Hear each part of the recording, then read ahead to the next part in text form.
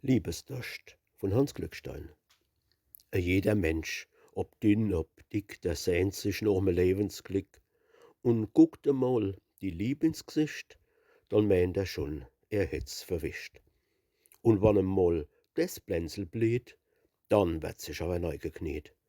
Die Lieb, die kommt so jung und alt in mancherlei Figur und Gestalt, beim Tanze, Wandere durch die Aare, beim Singen, Babble durch de Mache.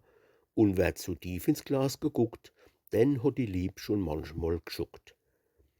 Der eine merkt se schon mit 20, der andere kriegt es Feier an sich und wird gequält von Liebesträmen, wann's Herz schon halber Kalk und Lehm.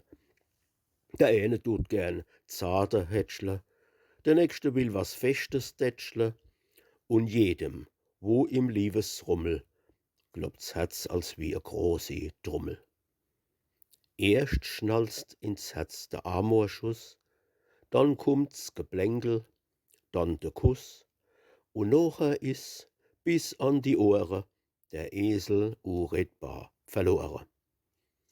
So 'n rechter Kuss, der schmeckt so würzig, ob man jetzt 20 oder 40, das is beim Küsse wirklich wurstig.